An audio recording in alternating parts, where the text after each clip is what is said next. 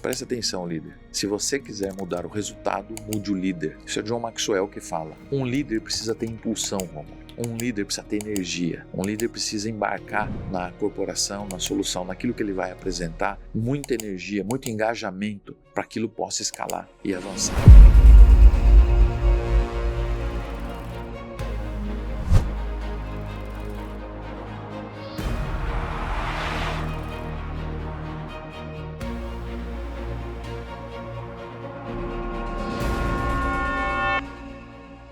Senhoras e senhores, sejam muito bem-vindos a mais um Audazes Podcast. O podcast traz aqui para nossa mesa as maiores lideranças da saúde brasileira para que você possa conhecer as histórias, entender os erros, os acertos, os principais insights de quem realmente faz a saúde no Brasil. Eu sou Rômulo Rocha, host aqui do Audazes Podcast. Eu sou médico, empresário, CEO da Mirai, que é um dos maiores grupos de médicos do Brasil. Tenho a honra de estar aqui hoje com ele, Michael Robert, que é meu sócio, mentor, conselheiro, irmão, pessoa que eu admiro imensamente. Seja muito bem-vindo, meu amigo. Obrigado, Rômulo. Alegria minha estar mais uma vez contigo aqui, dividindo essa mesa agora em ângulo diferente. E você que é meu amigo, e é uma honra estar contigo aqui. Maravilha. Pessoal, hoje nós temos um episódio diferente, porque nós vamos entrevistar o próprio Michael, né? O Audazes está crescendo, está evoluindo, está ganhando mercado, ganhando dimensão, e nós precisamos nos estruturar realmente como uma empresa de mercado, uma empresa que está olhando os desafios da educação e formação de líderes pro mundo, os líderes da saúde, para resolver os problemas da saúde mundial. E a nossa ideia aqui é entrevistá-lo, nosso objetivo é colher as principais insights da história dele, como sendo nosso convidado hoje, sendo um papel de entrevistado. Vamos lá, Maio, eu quero começar essa nossa conversa hoje, como a gente conversa com todos os nossos convidados aqui, sobre as origens, né? A origem familiar, a origem dos primeiros anos de vida, onde nasceu. Conta um pouco da nossa história, da sua história, por favor, pra gente. Rômulo, e é legal estar aqui no lugar do entrevistado, né? E sabe que essa é a pergunta, ela é um diferencial do podcast, porque quando a gente começa a entender a formação, e a gente também começa a entender a tomada de decisão. Tem um ditado que diz: não julgue o adulto que sou, sem saber a criança que fui. Então, buscar as origens é interessante. E a minha, ela é bastante curiosa. Eu vim de uma família muito operacional. Meu pai nasceu em Birigui, né? Foi um sitiante em Birigui, e veio para Jundiaí, onde conheceu minha mãe. Sempre foi industrial, torneiro mecânico. Minha mãe hoje é profissional de educação, mas no momento ela era do lar. E a nossa infância ela foi direcionada muito mais do comportamento, ou seja, fazer com ética, com excelência, com muita dedicação. Essa foi uma enorme lição que a minha mãe sempre nos deixou, mas nós não tivemos um direcionamento de carreira, quer dizer, ficou por opção de cada um dos irmãos entender, olhar para si, entender o que gostava de fazer e realizar.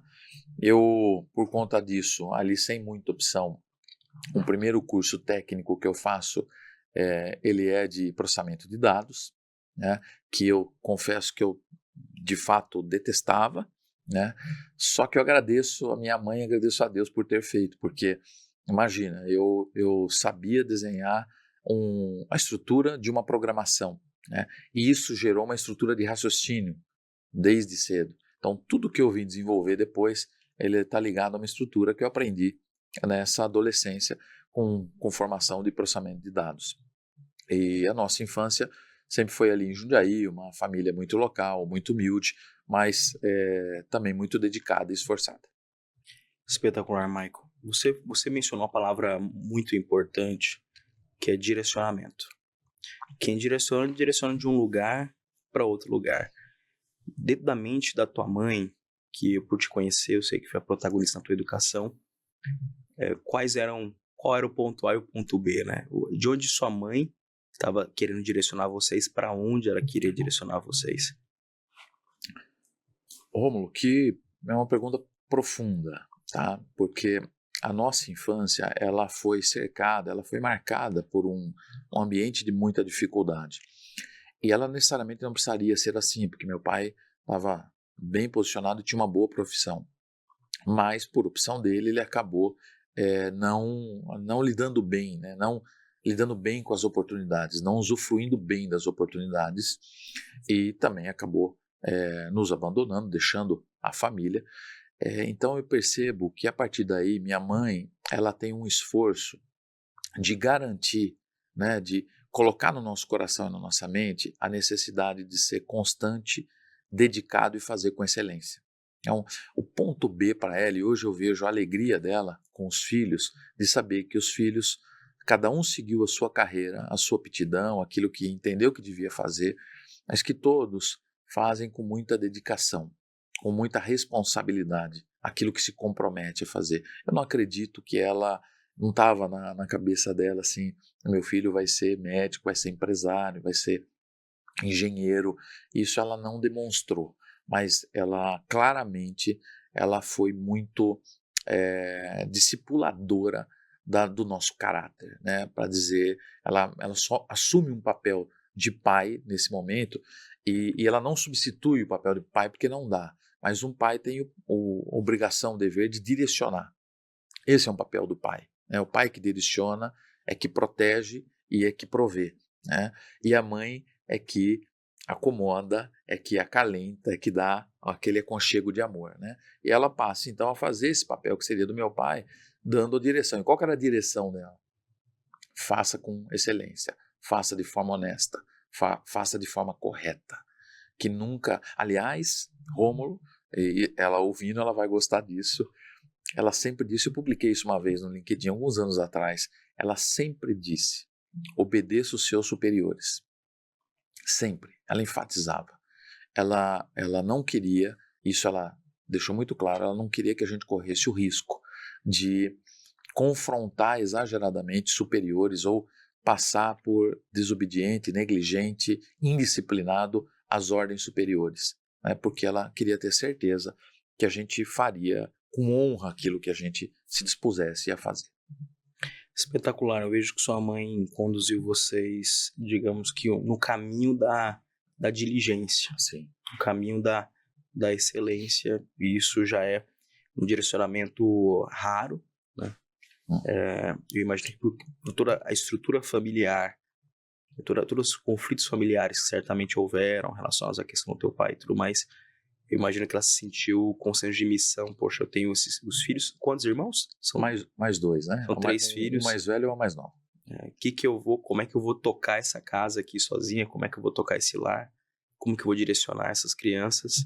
E realmente ele escolheu um caminho excelente. Um caminho de transmitir o valor do trabalho e o valor da excelência. Queria perguntar ao Michael como que foi, então, esse... dentro da tua cabeça, o que você sonhava nessa tua juventude, adolescência, o que você sonhava para o seu futuro? E como que você deu esses primeiros passos profissionais? Legal.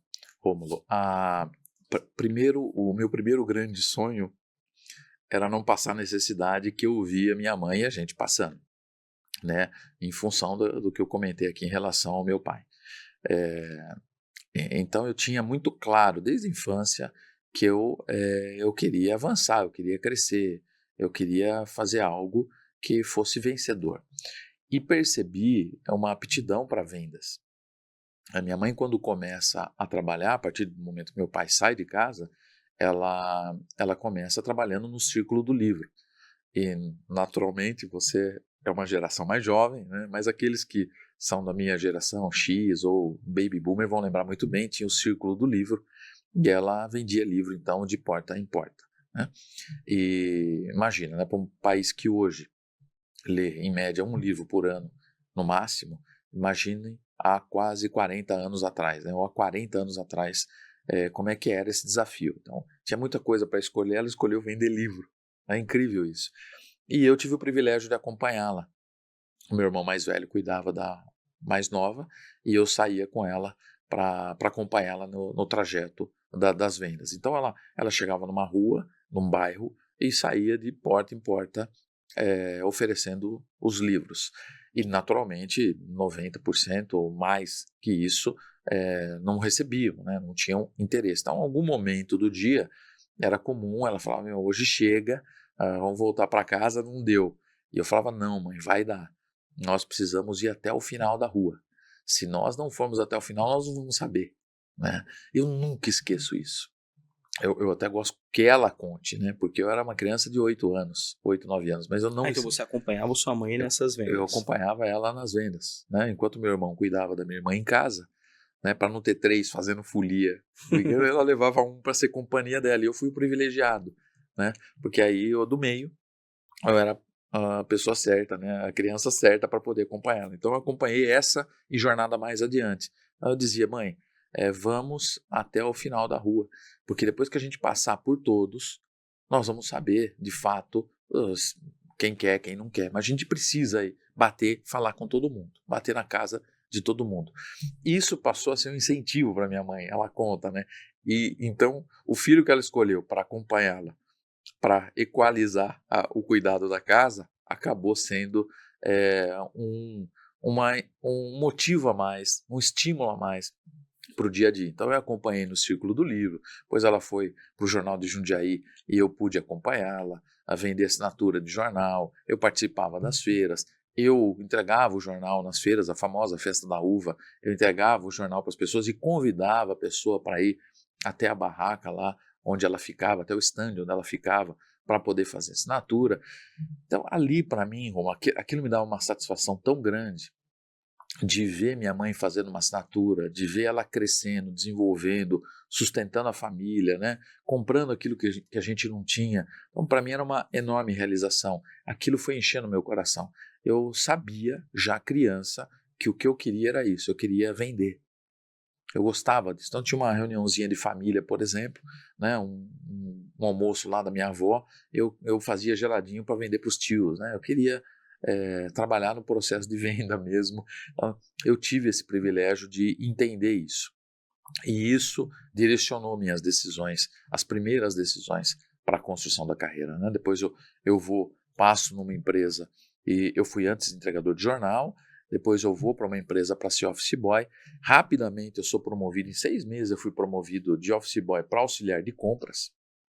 Inédito isso para a minha idade, porque eu tinha 15 para 16 anos, então imagina, não tinha maturidade. Eu lembro da Sandra Regina me gerenciando com muita paciência, me educando lá, porque eu não sabia nada, mas eles me promoveram naquela época justamente pela dedicação, pela diligência.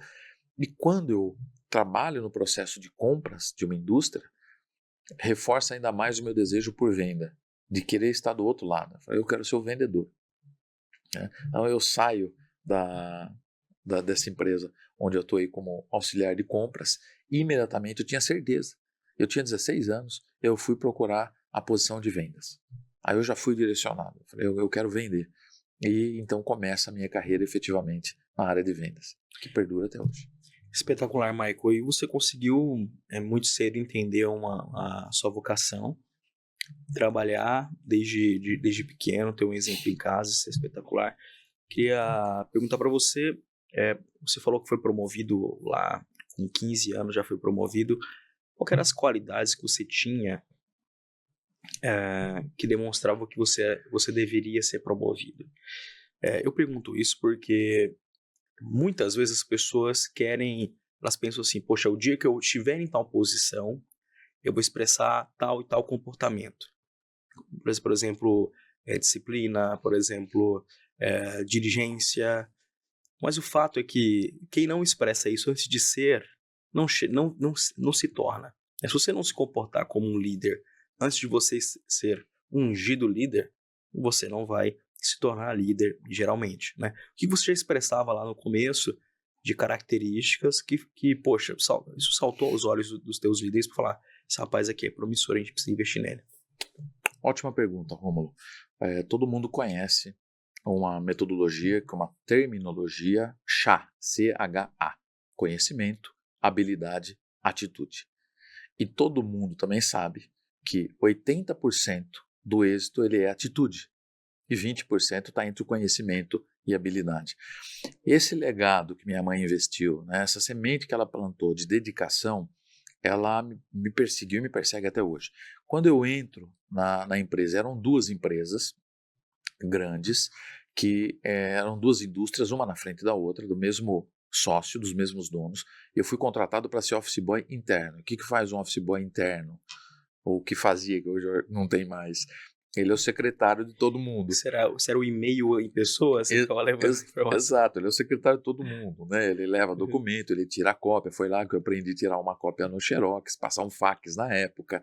Então, é um secretário da empresa toda levando, transportando documentos internos e fazendo atividades internas. E você me pergunta, o que destacou? Fortemente, o que destacou foi a dedicação, porque ela foi transformada em agilidade. Eu ia todo dia para a empresa e eu marcava no relógio o tempo que eu entregava uma demanda de serviço. Então, para mim, ninguém me falou, ninguém me pediu, mas eu marcava o tempo. Então, se você me pedia um trabalho que levava 10 minutos, eu anotava. E na próxima vez que você pedisse, eu queria fazer em 9, em 8, em 7, em 6.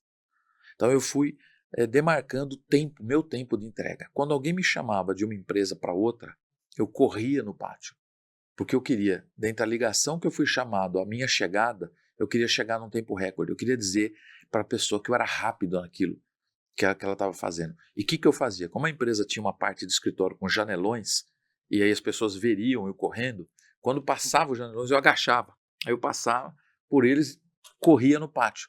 Quando eu chegava na sala, a pessoa olhava, o profissional olhava e falava, cara, como é que você atende tão rápido? Como é que você atende tão rápido?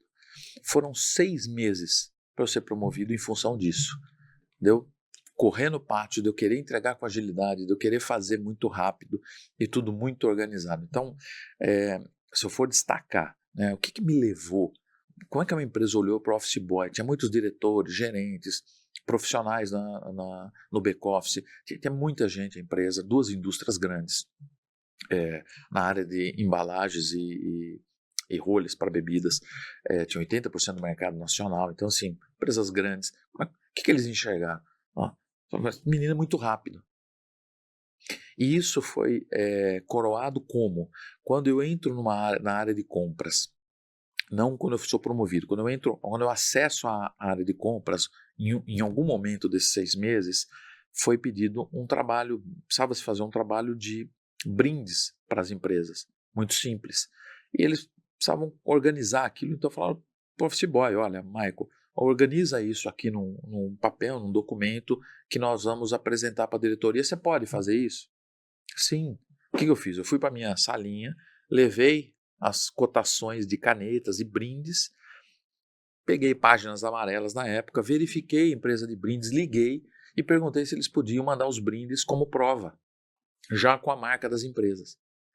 Quando eu fui entregar, me deram uma semana de prazo para fazer, quando eu entreguei o trabalho feito em tabulado que me pediram, eu entreguei com um pacote daqueles brindes de amostra, já com os nomes da empresa. Quando isso aconteceu, na semana seguinte me chamaram. Porque quando olharam o trabalho, falaram, quem fez isso? Foi o nosso office boy. Ou não, ele precisava estar na área de compras. E aí com 16 anos eu sou promovido. Então, aquilo que minha mãe deixou, quanto à dedicação, fazer mais do que o esperado, se empenhar, entregar de fato o melhor, é algo que me acompanha. Eu não gosto de fazer absolutamente nada que não seja o melhor. Alguém pode até não gostar, mas garanto, foi o meu melhor. Então, se não gostou, troca, porque aquele é o meu melhor. Eu não quero entregar mais ou menos. E eu aprendi cedo. Foi lá. Eu executei lá, nessas empresas. E isso foi a alavanca para a promoção, que me levou para a área de compras. E tornou sua promoção, na verdade, inevitável, né? Exato. Inevitável porque é como o provérbio diz, né, Salomão, diz que vês um homem diligente na sua obra, entre reis ele será posto. Então, realmente, o caminho da diligência é você ter seu valor reconhecido. Você foi muito estratégico nisso. E é muito interessante você falando do episódio dos brindes, né? De trazer tudo pronto, de trazer acima do que era esperado. Quanto isso é raro. Quanto isso é difícil de ver, especialmente na nossa cultura, que é uma cultura mais passiva, uma cultura pouco preocupada com atitude, com qualidade, com uma mentalidade muito estreita, uma visão de mundo muito limitada. E realmente você foi privilegiado, né, com os ensinamentos da mãe e soube aproveitá-los. Quero aqui entrar, Michael, na próxima etapa da tua carreira, que envolve você avançando para outros postos, literalmente para outros postos, né? Que você trabalhar no segmento de combustível. E essa tua trajetória de desenvolvimento da atitude, sim, mas como é que você ganhou as habilidades e o conhecimento para chegar onde você está hoje? Rômulo, eu tenho uma facilidade de aprendizado empírico, né? O desejo de aprender eu sempre tive, então eu acabei ganhando uma facilidade, uma musculatura para aprender empiricamente. Eu faço isso até hoje. Eu gosto de todo ambiente que eu estou, com quem eu estou falando, e eu tenho um radar ligado, sim, uma parte do meu cérebro está ligado para a captação de aprendizado, independente do ambiente, da função. Quando eu começo a minha carreira, eu saio da indústria e vou trabalhar com vendas, vou trabalhar numa loja de lubrificantes. E dessa loja de lubrificantes, nós atendíamos postos de gasolina, né, vendendo lubrificantes. Eu estou acompanhando algumas revistas do segmento e vejo as companhias de petróleo, essas revistas, e aquilo brota um sonho. Eu quero entrar numa companhia de petróleo. Então, ali perto aos 18 anos de idade, eu começo a me dedicar nessa direção. Eu fiz um curso, eu entendi que eu tinha que fazer isso, absolutamente ninguém falou comigo. Eu fiz um curso, me inscrevi para um curso na Universidade Shell, eu não sei se existe ainda, mas na Universidade Shell, eu me inscrevi e fiz um curso por correspondência de combustíveis, lubrificantes, que era um curso voltado, direcionado para mecânico. Só que ele dava toda a parte técnica do combustível e de lubrificante. Ele explicava tudo, eram módulos, foi mais de um ano de módulos que eu recebia na minha casa, apostilas, estudava, fazia prova, enviava, aprovado, recebia carta para o próximo módulo.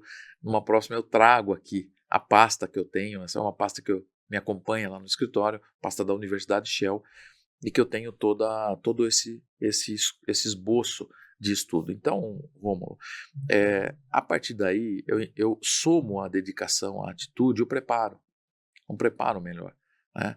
Eu começo a entender, eu não tinha culturalmente referências de grandes escolas, de grandes cursos, eu nem sabia que existia uma escola de negócios, eu nem sabia, não tinha nem ideia. Para mim, o que existia era uma faculdade local, uma graduação local e ponto.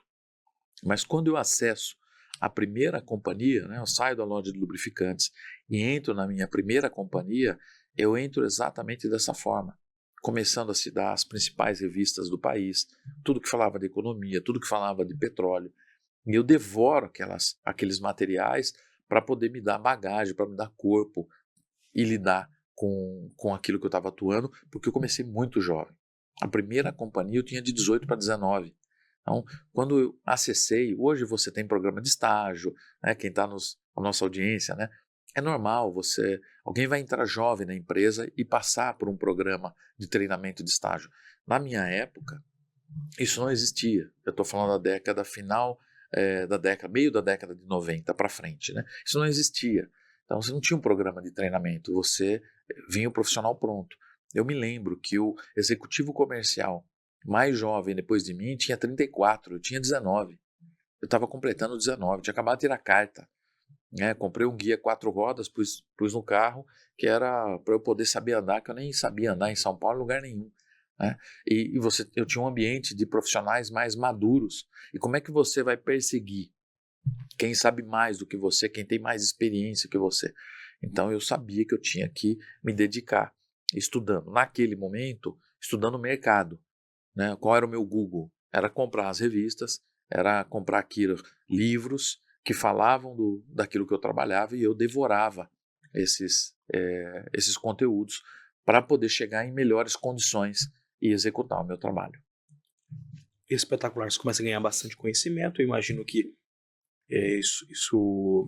imagino não, certamente isso empoderou a tua técnica de venda, que o vendedor precisa ser um especialista. Quais foram os teus passos em seguida para você seguir crescendo, ganhando novas experiências profissionais, se desenvolvendo e crescendo profissionalmente? Eu falei do CHA, né? CH, que conhecimento, habilidade, atitude. E a gente precisa tomar cuidado para não ter um engano aqui, que é só atitude, né? A atitude ela é fundamental, por isso que se dá 80% de atitude, porque é alguém que conhece muito, alguém que tem preparo, mas não tem atitude, ele dá passos pequenos, lentos. ele não tem impulsão para poder avançar. Mas alguém que tem grande impulsão, tem muita atitude e não tem conhecimento, facilmente pode ter uma impulsão equivocada, errada, ele pode se impulsionar ladeira abaixo. E isso não é incomum, né? Porque nós temos um reconhecimento de esforço muito grande na nossa cultura. A gente gosta do esforço, né? Nós temos uma visão mais marxista, é a nossa cultura, cultura de parte do mundo. Então, o esforço é valorizado e pouco conhecimento, e pouco habilidade que também vem do autoconhecimento. A partir da minha primeira companhia, estando num ambiente com profissionais mais maduros, eu percorri o caminho do conhecimento. Essa foi a minha principal atribuição, ou o principal objetivo, aquilo que eu mais perseguia. Como que eu avanço, como que eu me posiciono melhor, tendo menos experiência? Buscando o conhecimento. Então, eu explorava primeiro o conhecimento através da literatura, e um conhecimento acadêmico, e segundo, o empírico, que ele parte de um estudo de ambiente de mercado. Conhecer bem a empresa que você está, conhecer a cultura da onde você está, entender o que norteia aquela empresa, o que rege o ambiente daquela empresa, e depois mercado. Quem são seus clientes? Como é que eles procedem? Como é que eles agem? Então você imagina, eu tinha desde a primeira companhia uma relação de clientes para lidar, que era o meu trabalho, né? Cuidar do contrato entre companhia e postos de combustíveis. Então, diariamente eu estava numa empresa falando com o empresário, e isso é importante. Eu tive esse privilégio também. Eu não fui um vendedor que foi treinado para falar com o comprador. Eu, sem saber, sem fazer nenhum planejamento, eu fui colocado para falar com os donos, porque eu cuidava do contrato da companhia e do posto. Então eu estava falando com o que mais tem no Brasil e no mundo, pequeno e médio empresário. Todos os dias era essa a minha atividade, viajando de ponto de venda em ponto de venda, falando com esses empresários. Então você imagina, Rômulo, o que eu não tive de possibilidade de aprendizado aí. Como que ele constituiu o negócio? O que está dando certo? O que está dando errado? O que ele dividia comigo que eu precisava pleitear na companhia? Eu tinha visão da companhia, dos objetivos da companhia, mas eu passei a adquirir uma visão do empresário. O que era necessário para o time performar melhor, para o marketing funcionar naquele ponto de venda, para o produto ser o produto certo a ser ofertado para o consumidor. Então, essas discussões diárias foram me dando insumos e aprendizado para poder fortalecer a minha carreira. Né? Lógico, aí somado a um grande apetite, uma grande vontade de crescimento, que era muito nítido. Então, o ambiente que eu estava, onde eu estava, não importa a companhia, era evidente que eu queria crescer mais do que a maioria. Isso eu nunca escondi de ninguém. Aliás, eu me lembro o dia que na principal companhia que eu trabalhei, que eu acho que coroou minha carreira de companhias, que é a Ali Combustíveis, que foi fundada pelo Grupo Azamar. Eu me lembro o dia que eu marquei com o diretor, queria falar com ele, marquei com a secretária, fui até lá, e eu cheguei até ele, tinha 20 e poucos anos de idade, 21, 22 anos, e perguntei, a gente carinhosamente chamava ele de Bia. Eu falei, Bia, como é que eu faço para ser o diretor da companhia? E ele ficou assim, olhou para mim e ficou meio sem ação, né? Pô, ele marcou uma reunião comigo, eu achando que ele vem falar de algum negócio, ele vem para saber, com 20 e poucos anos de idade, como é que ele faz para ser o diretor da companhia. Então, essa fome de vencer, ela faz diferença. Então, se a gente tiver que traduzir a atitude no gatilho para a atitude, é a fome de vencer. E ninguém segura alguém que tem vontade de vencer. Ninguém é capaz de segurar. Nem mercado segura, nenhuma pessoa, nem política segura aqueles que querem vencer. E isso me alimentou para poder avançar e quebrar as barreiras de baixa cultura corporativa, muito jovem, né? Baixa musculatura de negociação técnica. Eu tive que ir quebrando essas barreiras e aprendendo. Eu fui consumindo literaturas de negociação, comunicação, inteligência interpessoal, para que eu pudesse, então, lidar com aquele mundo e ambiente absolutamente novo para mim. Eu vim de uma família operacional. Então, tá no mundo corporativo, lá na Berrini, em São Paulo, imagina, Eu nem sabia que existia. Então, de repente, eu estou nesse ambiente e eu não fui preparado para isso. Eu tive que ir me preparando ao longo da jornada. Maravilha, Michael. E quero perguntar como é que foi teu próximo passo em que você decide montar os seus primeiros negócios e se tornar de fato um empresário. Porque quando você está num ambiente empresarial, como um funcionário, você tem um ponto a seu favor, né? Você tem menos autonomia, você acaba tomando menos risco, mas você tem um ponto a favor, inclusive de quem está aprendendo, que é uma estrutura pré-existente. Caminhos já validados, também de metodologia de venda, processos. E é o ambiente ideal para moldar alguém. Realmente, eu costumo dizer que o lugar ideal para alguém que quer aprender é uma empresa em fase de escala. Porque ela tem duas coisas, ela tem muito problema, ela tem muita oportunidade de crescimento, de alçar cargos, se tornar sócio, e ela também tem oportunidades de você testar coisas e realmente tomar riscos dentro da própria empresa. Agora, quando você vai para o mundo dos negócios, é outro cenário, onde você está sozinho, né? A vida de um CEO ela é altamente solitária, de um empresário é uma vida mais solitária. Eu quero dizer, não de não estar cercado por pessoas, mas você tem uma grande quantidade de decisões, de estratégias, de problemas que são só seus. E você muitas vezes não consegue dividir eles. Então, como que foi tua migração para essa atuação empresarial e depois a tua migração para a atuação como CEO? Rômulo, é legal quando você usa o termo escala, porque ele é um termo novo, né? Ele é um termo dos últimos anos.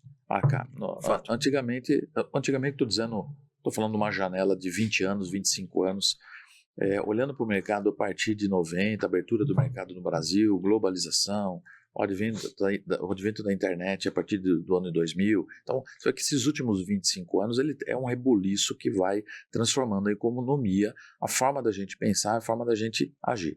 Naquele momento, no início de 2000, o que nós estamos falando é de expansão. Como é que as empresas expandem, né? Como é que elas crescem horizontalmente e verticalmente, né? E de forma interessante, eu fui criado nesse ambiente. Todas as companhias que eu atuei, elas eram companhias fruto de abertura de mercado. Você só tinha 7 companhias no Brasil, passou a existir quase 500 companhias. Hoje tem 200 aproximadamente, segundo a Agência Nacional do Petróleo, e essas companhias, na absoluta totalidade, estão no momento de expansão. E atuar nesse ambiente, a gente começa a aprender quais são as regras, quais são os critérios, quais são as estratégias que essas companhias elas utilizam para expandir. E fica muito claro que toda estratégia está consolidada em 2 frentes. E tem 2 formas de crescer.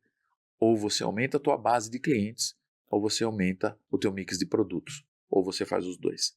Essa é a fórmula para crescimento, para expansão, para escala. Eu saio da Ali no final em novembro de 2003 e foi uma saída dura para mim, porque era a companhia dos meus sonhos. Eu carrego até hoje aprendizados importantes do Grupo Azamar, de governança, de respeito à governança, à estratégia, ao negócio, à estrutura de uma empresa, cultura. Eu aprendi naquele ambiente. Então, ali eu tive aprendizados importantíssimos para me nortear na minha carreira dali para frente. Quando eu saio em novembro de 2003, o etanol no Brasil ele não significava quase nada. Na verdade, o etanol significava um trauma, porque na década de 70 você tinha o pró-álcool que não deu certo. Então, as montadoras fabricaram muitos carros a álcool, então as pessoas compraram carro a álcool, o álcool tinha subsídio e benefício, de repente esse produto não tinha sustentabilidade, faltava produto, o produto ficava caro, enfim, virou um mico. Quando ele volta, o álcool começa a ressurgir no começo dos anos 2000, ele volta com um trauma no consumidor. O consumidor não quer saber de carro a álcool. Então o álcool é modesto. E a Ali, naquele momento, e também por questão regulamentar, de regulação, um produto que não estava adequado, aliás, nós vimos o Trump falando até de uma fiscalização no etanol agora, né? A Ali resolveu estrategicamente abrir mão do etanol. Ela comercializava diesel e gasolina o etanol ela abria mão. Quando eu saio no final de 2003, eu me associo a uma distribuidora de etanol para poder, então, fornecer etanol para os postos Ali, que eles podiam, na ocasião, comprar de qualquer companhia. A regra permitia. E a Ali também permitia. Então, eu vou na Ali e falo, pode me recomendar aí para eu poder vender etanol? Sim. E eu imaginei, Rômulo, que aquilo era uma transição apenas. Falei, enquanto isso, eu vou me preparando e vou buscar uma nova companhia para eu atuar. Ou seja, final de 2003 eu começo, especificamente em dezembro, um mês complexo. Em dezembro, eu já ganhei o dobro do que eu ganhava na Ali. Em dezembro. Uau. Em dezembro. Eu poderia até falar os valores aqui. Eu ganhava muito bem lá na Ali. Quando eu vejo aquilo, né, naturalmente eu começo a acessar um mundo novo. Um mundo que o meu nível de esforço tem um resultado mais rápido no resultado, na recompensa. Então, aquele nível de esforço que você tem numa grande companhia, que é uma plantação de longo prazo, e é importantíssimo, você, no empreendedorismo, você consegue colher em curto prazo. Né? O prazo é menor, normalmente. Então, dezembro, janeiro, fevereiro. Em 2004, eu comprei minha primeira casa e paguei em 10 meses. Que era um sonho de família, uma família pobre. Eu nem imaginei que eu ia poder comprar uma casa. E em 2004 isso tinha acontecido. Ali eu tomei uma decisão. Naturalmente, com 23 anos, 24 anos de idade, naturalmente olhando e vislumbrado com a recompensa financeira, para acessar o que eu não tinha acessado até então. Então, vislumbrado com isso, eu falei, opa, eu quero tocar o meu negócio. Então eu começo uma jornada empreendedora e aí é lógico que a gente começa a entender o que isso significa, ainda mais num país como o Brasil. Então eu começo como um trade de uma distribuição de etanol, fazendo intermediação de distribuição de etanol, e esse negócio ele vai de 0 a 30 milhões assim num período muito rápido, e eu estruturo ele. Só que eu sempre tive um viés consultivo, o viés mais do aprofundamento, do conceito, da excelência. Então, ele é mais consultivo. Então, eu utilizava essa característica dentro do meu negócio, que era uma commodity, porque alguém ia comprar etanol comigo. Eu não queria que ele comprasse porque eu tinha o melhor preço do etanol, o melhor custo do etanol. Eu queria que ele comprasse porque eu seria capaz de entregar valor adicional ao produto. Então, eu tinha um escritório que oferecia assessoria jurídica, contábil, comercial, eu já dava assessoria. E os postos de distribuidoras começaram a contratar isso. Eram meus clientes e ganhavam isso. E isso foi crescendo desde 2004 e foi até 2017.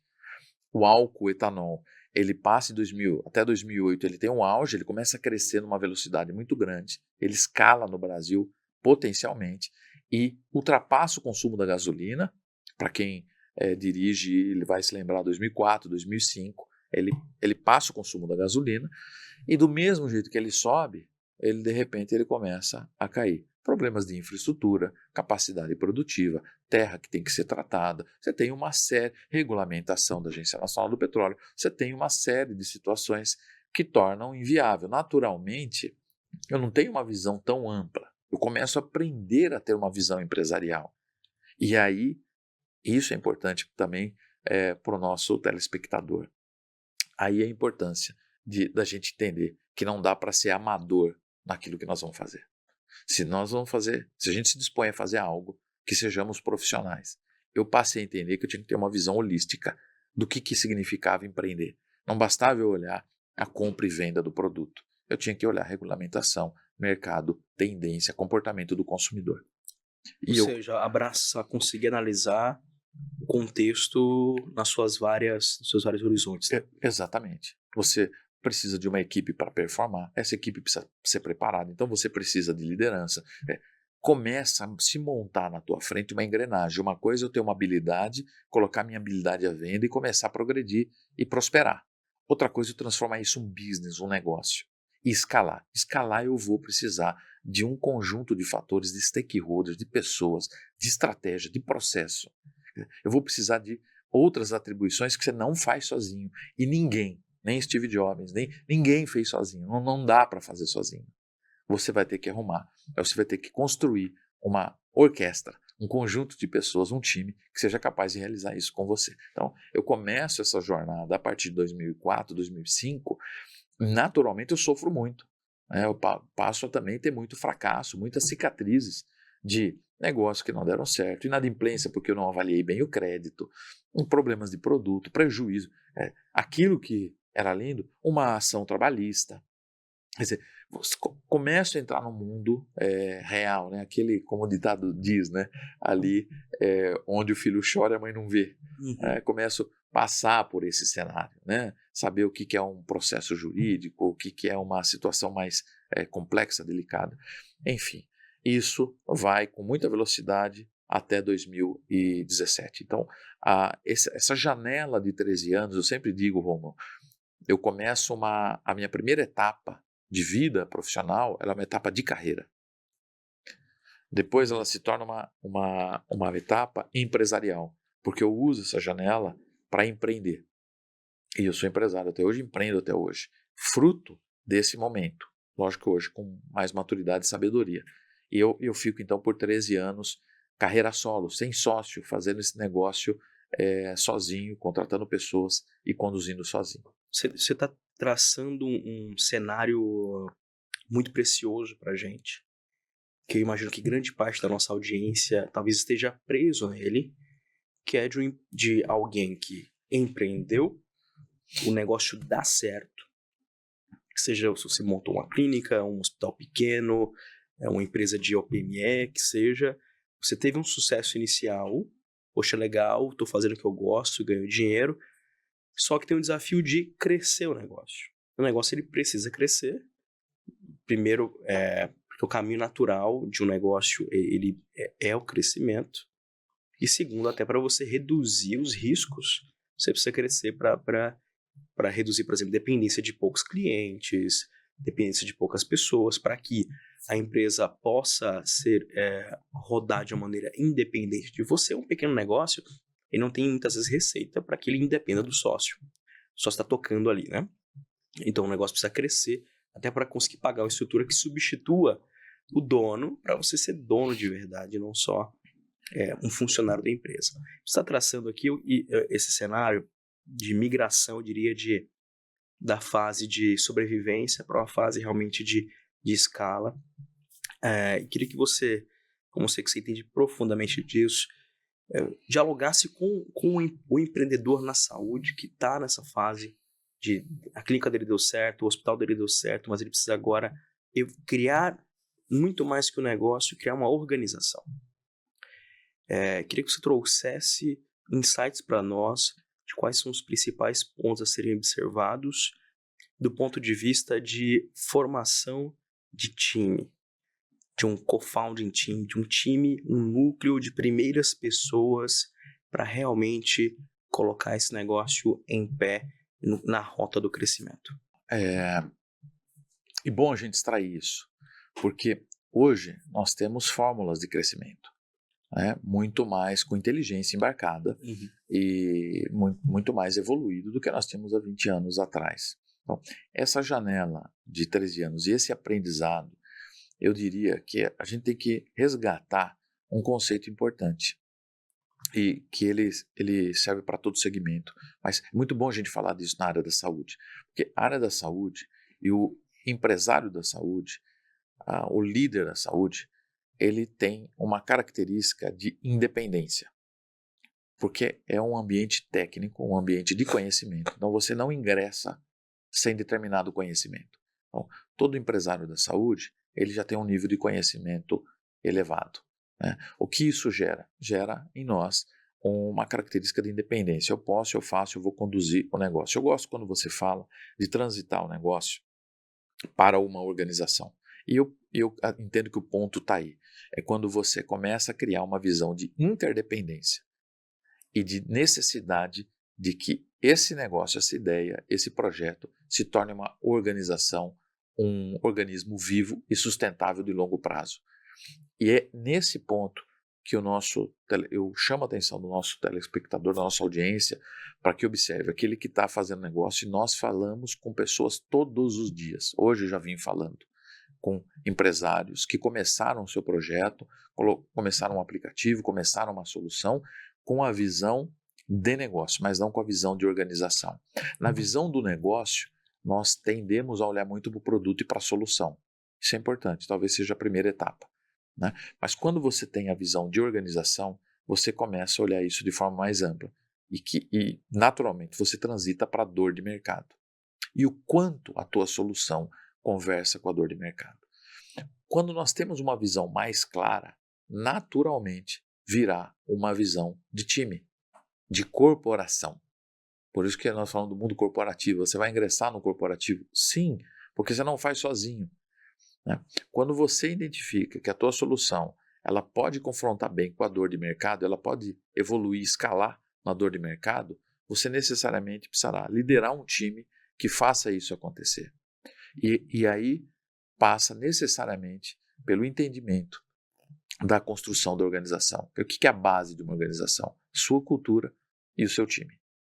Então, se você tem uma cultura consolidada, uma cultura bem trabalhada, talvez não seja nem consolidada ainda, mas uma cultura bem trabalhada, bem pensada, agora você vai começar a formar um time que entrega essa solução respeitando a sua cultura, a sua forma de fazer, a sua forma de agir. Talvez uma pergunta interessante para a nossa audiência, ok, todo mundo fala da dificuldade de pessoas.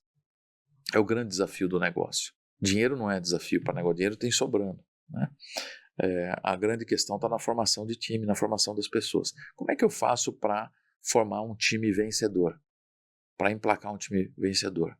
Deixa eu dizer uma coisa importante, talvez a mais importante que eu já disse aqui até hoje. E eu não estou dizendo baseado somente na minha experiência. Nós vamos encontrar isso nas maiores referências globais de liderança, como John Maxwell, por exemplo. Eu escrevi um artigo há uns meses atrás, acredito que no começo do ano, no LinkedIn, que diz o seguinte: se você quer mudar o resultado, mude o líder. Preste atenção, líder. Se você quiser mudar o resultado, mude o líder. Isso é John Maxwell que fala. Um líder precisa ter impulsão, Rômulo. Um líder precisa ter energia. Um líder precisa embarcar na corporação, na solução, naquilo que ele vai apresentar, muita energia, muito engajamento para que aquilo possa escalar e avançar. Então, para formar um time vencedor, um time bom, você tem que ser um líder de primeiro nível. Um líder que no livro que nós estamos estudando em conjunto lá no Clube do Livro, é o nível 5, né?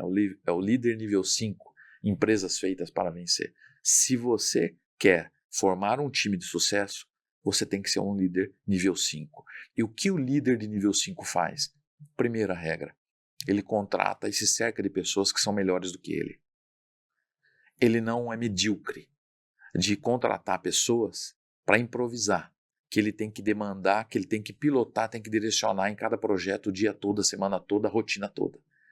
Ele contrata profissionais que vão dizer o que fazer, que vão entregar a solução, que vão dar passos adiante ao que ele já deu. Isso forma um time vencedor e uma empresa capaz de escalar. Uma empresa que tem a melhor solução, mas não tem um time capaz de jogar esse campeonato, ela não avança. Espetacular, Maico. Isso são grandes insights, mas geralmente, infelizmente, a maioria dos líderes não entende muito bem esse conceito de trazer pessoas que sejam melhores do que ele. E o que vem com esse comportamento, que é o comportamento de... Vão ser pessoas questionadoras, pessoas que vão subir a régua do negócio e vão tirar o líder da zona de conforto também, né? E um pouco, aproveitando a sua frase, né? Se você quer mudar o resultado, mude o líder. Líder, se você quer mudar o resultado, você tem que se demitir, outro líder vir no teu lugar? Não, você tem que se mudar, se transformar, evoluir como pessoa. E existem dois trabalhos do líder. O líder, ele tem que mudar a organização e se mudar ao mesmo tempo. Uhum. É o tempo de estar evoluindo a organização e evoluindo a si mesmo, né? Uhum. O tempo todo com essa busca de evolução conjunta. Quero aqui, Maico, entrar no ponto em que você então mergulha nessa função de CEO, assumindo uma operação grande. Detalha para a gente qual era o contexto, né? A gente tende a achar que os melhores contextos são os mais positivos, mas você enfrenta, eu acho que isso é uma obviedade, mas você enfrentou Você assume como CEO não só com um desafio interno de habilidades, de, poxa, eu vou dar conta disso aqui, mas um desafio de mercado, um desafio organizacional. Como que foi os primeiros passos nessa função, meu amigo? Vou contar porque isso é importante, é um tema importante que é prova daquilo que nós estamos falando conceitualmente em alguns momentos. Quero só resgatar rapidamente a importância da liderança, falar com a nossa audiência. Nós estamos num momento, num ambiente de coevolução e cocriação muito grande. A inteligência está no ápice da sua velocidade, ela pode ser ainda mais veloz e será, mas nós já não damos conta, enquanto ser humano, de não dar conta de atualização, de informação, do volume de informação e inteligência embarcada diariamente nos ambientes de tecnologia.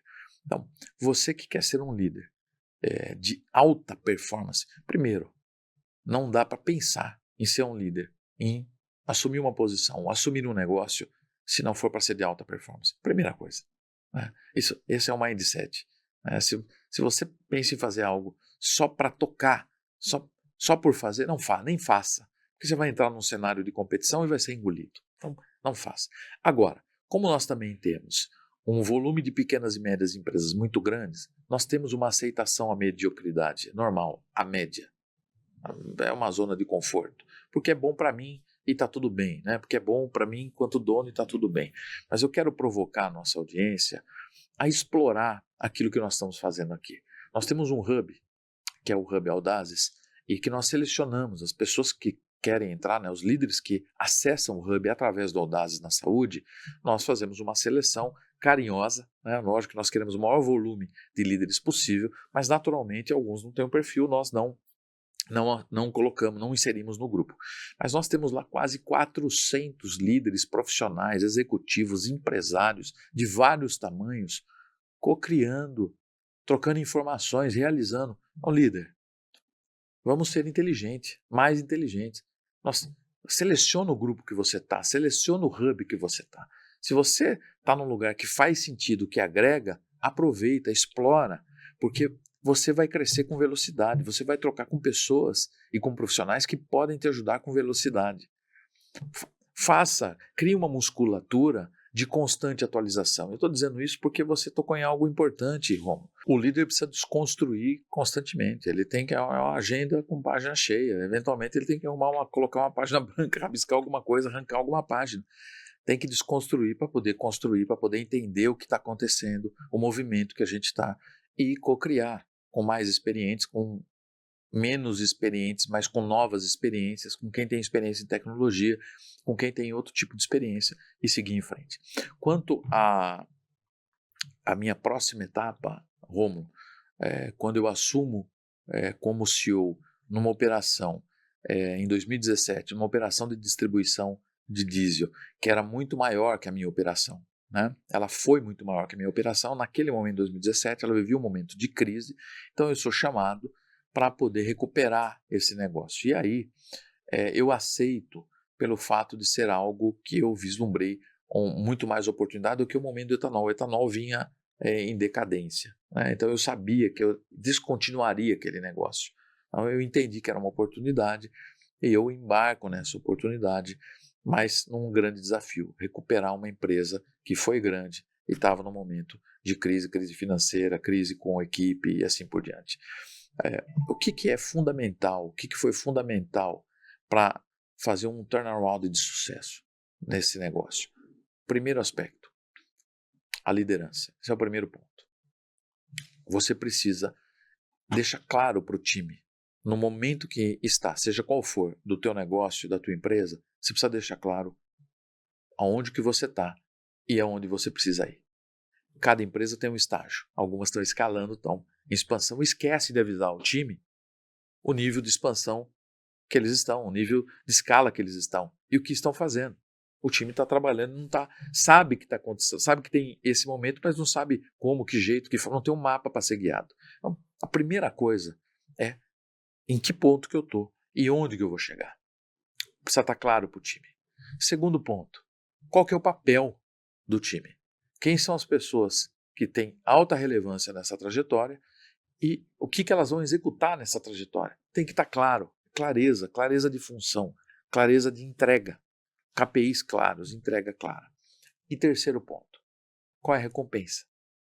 Ao atravessar essa jornada, o que o seu time ganha para embarcar nessa jornada? E às vezes o ganho não é financeiro, o ganho é de aprendizado, o ganho é de posição apenas, às vezes nem é financeiro, e muitas vezes é financeiro. Mas o que é necessário é que o líder deixe claro. Senão, como que você vai guiar uma empresa e um líder e líderes à tua volta para sucesso? Eu me lembro, Romulo, o primeiro encontro de líderes que nós fizemos na companhia, eu abri o encontro com uma vassoura, que era só líderes. Eu abri o encontro a gente estava num hotel, tal, e na hora que eu fui anunciado para falar, eu subi com a vassoura. Aí todo mundo ficou olhando assim, assustado como você ficou agora. Cara maluco. Bom, o que aquele cara veio fazer com uma vassoura? Eu fui explicar o que era o papel de um líder. Os líderes estavam lá enquanto os seus times estavam trabalhando, e nós temos que ter uma clareza que depois do time saber a rota, saber a recompensa, nós precisamos limpar o caminho para um time trabalhar. Processo é chato. Excesso de burocracia atrapalha o desenvolvimento, atrapalha a criatividade, mas são coisas importantes, elas têm que existir na dose correta. Agora, o importante é que o líder saia limpando o caminho, ele deixa o caminho plano para o seu time performar. Então, era essa a mensagem, foi essa a mensagem. E com essa mensagem, nós começamos a construir um turnaround. Nós começamos a fazer exatamente aquilo que era crucialmente importante. A nossa relação de prioridade, aliás, não era nenhuma relação, não era uma lista. Ela tinha 1, 2 pontos, no máximo, para que a gente pudesse tratar. E algo importante que eu aprendi, Romulo, num ambiente de crise. Eu vivi crise minha vida inteira, desde criança. Né? Eu sempre digo isso. Então, o ambiente de crise, quando eu digo, é uma crise muito profunda, aquela que você fala, pô, vou perder o jogo. Crise Né? dentro da crise. Não aguento a próxima rodada. Né? Talvez alguém esteja assim, pô, eu tô aqui, eu não sobrevivo para 2026. Espera aí, sobrevive sim. Eu descobri que empresa para quebrar só quebra quando quer mesmo. Tá? Basta que você faça um dever de casa. Esse ambiente ele proporciona eficiência quando a gente sabe aproveitar. Eu fui verificar, Romulo, o quanto de tempo perdido a gente tem nas nossas organizações, da nossa rotina no dia a dia. O quanto a gente toma de café sem sentido, sem objetivo. O quanto nós fazemos de reunião para decidir o que fazer, para pensar no que fazer e não para entregar a solução, que não são reuniões direcionadas para a solução. O quanto a gente faz encontro com um cliente que não está na nossa curva estratégica. O quanto que nós fazemos de reuniões com fornecedores que não fazem parte do nosso projeto de sustentabilidade. Ou seja, o executivo, o dono, o diretor, ele perde parte do tempo, ele gasta mal o seu tempo, ele não investe no seu tempo. Então, um ambiente de crise profunda ensina isso. Você tem que trabalhar naquilo que é crucialmente importante. Aliás, isso tem um livro que pode falar sobre isso, que vai te ajudar, que é 4 disciplinas da execução. Ele vai tratar sobre esse tema. Se você não souber estabelecer suas prioridades, valorizar o seu tempo, entender que o tempo é um ativo, como um ativo financeiro, você desperdiça. Nessa ocasião, Rômulo, quando alguém batia na minha porta e falava, um cliente quer tomar café com você. Eu perguntava, ele é da curva A, B ou C? Espetacular. Se é da curva C, eu tenho apreço pelas pessoas e respeito. Mas o meu negócio não me permite a investir um tempo num cliente que não estará na linha estratégica do resultado. Ele é coadjuvante na minha carteira de clientes. Ah, mas tem cliente coadjuvante? Sem dúvida. Tem cliente de importância temporal? Sem dúvida. Então, a gente precisa desconstruir algumas coisas que a gente construiu ao longo do tempo. Todo cliente é importante. Eu tenho que fazer tudo para o cliente. Não. O cliente importante é aquele que vai te levar ao objetivo. Aquele que de fato é o teu ICP. Aquele que de fato a tua solução foi criada para ele e ele leva você ao ponto B. Então, eu estou dando um exemplo, Romulo, mas são coisas que esse ambiente nos ensina. E eu pude ver nessa fase que foi de 2017 a 2021, e nós recuperamos o negócio com louvor, graças a Deus, sou grato a Deus, graças àquele time espetacular que estava lá comigo, e uma boa parte está lá ainda, eu tenho contato e bom relacionamento. Nós nos unimos com muita clareza de prioridade, com um propósito muito claro para poder alcançar o objetivo, e alcançamos. A empresa cresceu quase 10 vezes em faturamento, reduziu o seu custo operacional mais de 30%, 40%, melhorou a sua capacidade produtiva com menos ativos de produção. São coisas que acontecem em todas as empresas. Quando você entra, você vê excesso de ativo para operação que não tem produtividade, coisas assim que acontecem e que tornam as nossas empresas estagnadas. Então, esse projeto ele me ajudou muito, essa oportunidade me ajudou muito a ter uma musculatura executiva, uma boa musculatura executiva, a visão empreendedora, mas uma musculatura de quem executa com excelência, com competência, com critério, com conceito e com força de liderança para mover e engajar um time a um propósito maior. Espetacular, Michael. E eu imagino que esse cenário de turnaround deve ser dos mais complexos possíveis. Existe muita intersecção entre uma empresa que está mal, é quase um sinônimo, né? A empresa está performando mal com a empresa desfocada. Então você está aqui traçando para a gente um manual de como transformar uma organização que está perdendo resultado por falta de foco, que geralmente é um dos principais motivos, falta de orientação para resultado, falta de intencionalidade nas contratações, nos processos, e como transformar uma organização vencedora. Mas para ser vencedora, ela primeiro tem que entender o que ela deseja vencer, em que ela realmente é boa, e o que ela precisa fazer para vencer e ter coragem de fazer o que é necessário. E isso falta em muitas organizações. Então, parabéns pelo excepcional case de sucesso. Rômulo, importante para a nossa audiência, para aquele que tem um negócio. Você quer saber se o teu negócio está desfocado? Se o teu negócio não está na direção mais adequada? Olha para o teu DRE. Olha para a linha final do teu DRE, do teu lucro operacional. Quando eu chego numa empresa e peço esse dado, eu já sei se ela está alinhada ou desalinhada. Uma empresa que tem alinhamento desde o topo, ou seja, desde a estratégia, ela tem clareza de propósito e estratégia, e ela cascateia para a organização, ela leva do estratégico para o tático, do tático para a operação, ela tem um alinhamento. E uma empresa alinhada gera lucro. Ela tem resultado. Uma empresa que perde o foco, que não estabelece prioridade, que não é intencional no processo, que não é intencional na atualização de tecnologia, que não cuida bem das pessoas, é uma empresa desalinhada. Uma empresa desalinhada, você vai olhar o DRE, ela tem ou prejuízo ou resultado pífio, que infelizmente muitas vezes o empresário aceita. Fantástico, Michael. Você tem uma trajetória realmente incrível. Eu tenho o privilégio de tê-lo como sócio.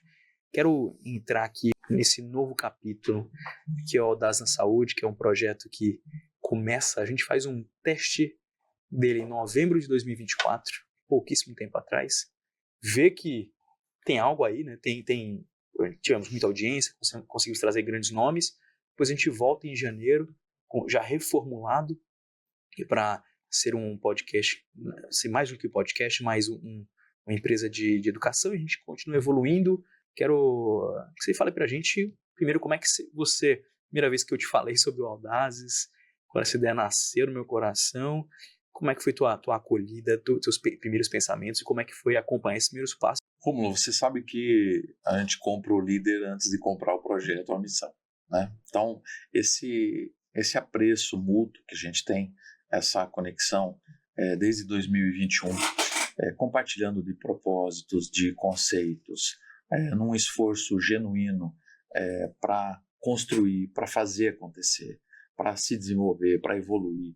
Isso acabou sempre nos unindo, nos fortalecendo, e a ponto que no momento que a gente está discutindo algo novo, e eu me lembro quando você começa com o tema do podcast, antes de criar a Audaz, antes de pensar a Audaz, né? Você estava pensando na comunicação, na possibilidade de multiplicar a informação. Isso começa muito antes do final do ano passado, mas lógico com uma visão diferente. quando esse projeto chega, né, quando ele sai do forno no final do ano e você me convida, primeiro me senti honrado por estar tendo a oportunidade de me consolidar ou de estar mais próximo do que eu estava, da área da saúde, né, podendo intensificar meu trabalho na área da saúde, que já vinha acontecendo a partir do trabalho que nós iniciamos. Então, eu recebi primeiro muito honrado, com muita satisfação. Agora, eu senti que para mim seria um enorme desafio. Quando eu cheguei na prática, né, na nossa primeira gravação, eu falei, não, realmente, Rômulo, eu amo você, porque eu não gosto de gravações, não me dou muito bem com câmera. E quando eu cheguei aqui, falei, o Rômulo danado me fez vir. Quando eu vi, eu já estava aqui, né? Eu te joguei na cova dos leões, né? Exatamente. Eu lembro que você me falar assim, você sentar na mesa e falar assim, cara, estava com o Renato Veloso aqui no primeiro episódio, você virar pra mim, eu achei que você ia falar, sei lá, qualquer outra coisa, você falou assim, cara, eu descobri que eu sou teu amigo mesmo. É isso. Não é possível, eu sou muito teu amigo, cara. Eu estar aqui fazendo isso aqui não é possível. Então, foi uma quebra de zona de conforto. Sem dúvida, sem dúvida. Isso sim E, aliás, isso é uma coisa que é algo que eu gosto muito na nossa parceria. Porque eu falo isso em casa, né? Eu sempre fui muito proativo, muito ativo, e eu costumo tirar os empreendedores, empresários, CEOs da zona de conforto. Eu sou altamente provocativo. Eu nunca aceito um estágio de excelência, eu quero o outro. E sempre foi assim. E encontrei um cidadão que me tira do meu status quo. Então você está sempre me provocando regularmente para uma série de temas que eu tenho que me movimentar além daquilo que eu estou acostumado. E o Audazes foi um desses. Mas passado isso e começando a convivência do Audazes, todo digerindo o projeto, trabalhando o projeto e rapidamente entendendo nos primeiros episódios o nível de impacto que esse projeto causa, que ele cria, eu comprei 110%. Eu falei, estou no lugar certo, na hora certa, onde Deus quer que eu esteja, e nós vamos juntos, tem que fazer isso acontecer. Então, eu me despi de qualquer mindset, de vergonha. Eu falei, não, nós vamos fazer, enquanto eu tiver oportunidade, nós vamos fazer o que tem que ser feito. Sócios, a gente tem que selecionar com enorme critério. É fato. O fato é que quase ninguém seleciona com critério. Como a gente já se conhece há tantos anos, eu sempre tive vontade que você fosse meu sócio, e acho que uma qualidade que você tem é de justamente me tirar da zona de conforto. Porque minha esposa me perguntou, né, mas por que você escolheu o Michael para ser seu sócio? Eu falei, primeiro, meu amor, eu raramente encontrei alguém na minha vida que eu falei, esse cara aqui eu admiro. É raro. Porque eu sou um sujeito que tende à arrogância e tende a achar que é melhor que todo mundo, é uma tendência minha natural. Né? É um pecado e a gente luta contra ele. Mas eu falo, o Michael me surpreende demais. Eu tenho que falar, esse cara é melhor que eu. Acabou. Não é melhor que eu e acabou. Eu quero ser melhor que todo mundo, mas ele é melhor que eu e acabou. E o segundo ponto, eu falava, meu amor, porque o Michael é muito chato.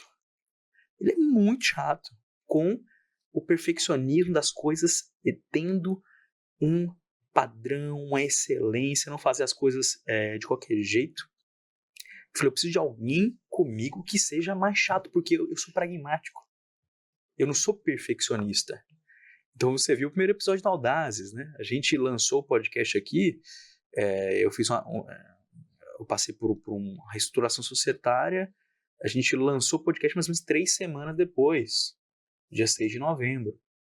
Então a gente lançou, eu li um livro sobre como fazer podcast, vi uns vídeos e a gente agendou o estúdio, chamou as pessoas e vamos gravar. E no dia que era ao vivo, choveu, o convidado chegou, se molhou inteiro, a gente se molhou inteiro, foi um pandemônio, caiu a internet, desgrama toda, mas a gente colocou o negócio no ar. Então eu tenho essa qualidade da impulsão Sim. e do pragmatismo, e você é um cara que consegue subir muito o meu nível de entrega na medida que tem essa qualidade do perfeccionismo, de exigir que subir, set the bar higher, né? Assim, colocar a barra, subir a barra de qualidade. Eu preciso de alguém assim comigo. E foi exatamente isso que me motivou, e para mim é uma honra enorme o Audazes, a gente acreditar tanto no projeto a ponto de conseguir estar movimentando pessoas, trazer o Michael como CEO, investir, não, é um projeto, ele é caro, ele consome muito dinheiro, mas a gente acredita imensamente, está dando esse passo adiante. Eu queria, Michael, que você, como um bom CEO, você desenhasse um pouco, desse um panorama de quais são os próximos passos do Audazes para a nossa audiência. Perfeito, Rômulo. E me permita aqui falar rapidamente dois aspectos dentro disso que você está falando da sociedade. Eu acho que é importante para a nossa audiência. Eu vim de uma geração em que não se acredita em sociedade.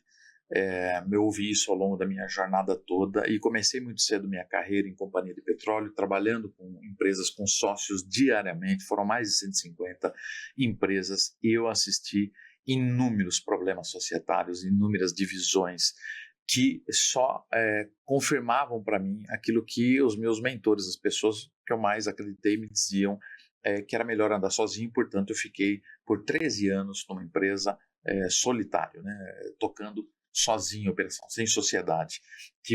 Presenciei casos familiares, irmãos brigando em justiça, quer dizer, coisas muito complexas. E é importante a gente entender, quando você fala o que é um critério para uma sociedade dar certo, e essa sabedoria que você teve de pensar, peraí, primeiro vamos entender o que a gente tem de convergência em visão, em valores, em fé. Quer dizer, são coisas fundamentais, né? O propósito, eles vieram à frente de tudo, de tudo que nós já discutimos. Então, o nosso objetivo, o nosso ponto B, né, aquele objetivo o grande sonho que nós queremos alcançar, eles convergem. Uma outra coisa importantíssima, quando você fala de complementariedade, que interessante, se coubesse a mim inaugurar o Audazes Podcast, provavelmente ele teria sido inaugurado agora, né? Talvez há 3, 4 meses atrás. Eu não inauguraria se eu não resolvesse o logo, eu não faria isso, né? Mas eu aprendi algo contigo importante, gosto de estar do teu lado, eu acho que essa nossa unidade é importante porque ela traz esse complemento um ao outro. Com você eu sempre guardo uma frase, sempre que eu penso em algum projeto que você está estimulando, eu estou pensando, é melhor o feito do que o perfeito. Então eu sou perfeccionista, mas fica essa voz tua e essa provocação, mas o feito também é importante. Nós precisamos iniciar, e foi assim que o Audazes começou, nesse cenário mesmo que você falou, chuva, gravação ao vivo, com as coisas de forma meio complexas, mas ela está aqui, elas começaram. Então a honra é minha da gente poder estar unido nesse projeto, realmente é um grande presente. Olhando para o futuro, nós temos um olhar do presente, que é entregar aquilo que nós estamos fazendo e investindo em tempo, em dinheiro, em intelecto, para entregar para você de forma muito genuína o melhor que a liderança da saúde pode entregar. Eu tenho uma dedicação acadêmica, eu estou conectado à melhor escola de negócios do mundo, uma das melhores do mundo. Falo com grupos de saúde, você também fala, Rômulo, e o nível que a gente tem, graças a Deus, encontrado aqui de informação, ela é de altíssima qualidade, é para proporcionar transformação, desenvolvimento, crescimento, e esse é o nosso grande objetivo, e isso nós já estamos fazendo. Por isso eu já considero que a gente tem tido grande êxito e grande satisfação. O olhar do futuro, sem dúvida, é muito maior do que esse. Nós queremos transformar essa informação, consolidar ela em books, em academia, em ensinamento didático, prático, para várias gerações, para vários momentos de atuação do profissional da saúde. A gente quer transformar isso numa academia potente, que de fato possa influenciar quem acompanha um podcast, mas vai muito a fundo, porque aqui a gente olha o campo da ampliação da consciência. Ele é um pouco mais superficial. Quando nós queremos entrar num tema, como nós ouvimos nos últimos episódios, no último episódio que você ouviu, certamente você pegou lá uma frase, pegou um tema e falou, puxa, eu gostaria de falar com esse entrevistado, eu gostaria de aprofundar, de ser um especialista nesse tema. Então, o Audazes, ele nosso plano de futuro, ele é essa construção. Transformar todo esse conteúdo rico em uma academia acessível para aqueles que nos acompanham e para a comunidade da saúde global que a gente quer atingir. E quando eu digo global, é algo que nós já estamos fazendo. Nós já estamos nos conectando com profissionais experientes na área da saúde de outros países para que a gente possa começar a debater qual que é o impacto da saúde na Europa, qual que é o impacto da saúde, da qualidade da saúde nos Estados Unidos e começar a confrontar isso com aquilo que nós temos aqui para construir modelos, métodos no futuro que possam ajudar você, possam nos ajudar também, possam ajudar o nosso país e o paciente, que é quem a gente quer que usufrua da melhor qualidade de saúde. Maravilha, Marco. Estou altamente empolgado por tudo aquilo que a gente ainda vai construir debaixo da bênção de Deus. Agradeço a Deus pela tua vida e creio piamente que a gente vai realizar o nosso propósito, que é inspirar e preparar líderes para transformar a saúde brasileira e a saúde mundial. E encerro com uma frase que a gente está na nossa cultura, a gente expande porque o mundo tem pressa. O mundo precisa de líderes da saúde, o mundo precisa de gente competente tocando nos hospitais, no Ministério da Saúde, o mundo precisa de gente competente na OMS, o mundo precisa de líderes para a saúde. E você pode ser um deles também. Muito obrigado, Michael. E, pessoal, eu convido você a se inscrever no Audaz Podcast nas nossas redes sociais, no Audaz na Saúde, no YouTube, LinkedIn, Instagram, TikTok. Estamos em todas as redes sociais e entrar no Audazes Hub, que é o lugar onde o Michael está, onde eu estou, onde você pode ter contato conosco, que é um grupo de líderes onde estão os principais líderes da saúde brasileira. Basta você se inscrever gratuitamente, no link abaixo você vai passar a fazer parte desse grupo seleto de líderes da saúde. E encerro aqui, Michael, como a gente sempre fala, que nunca te falte audácia.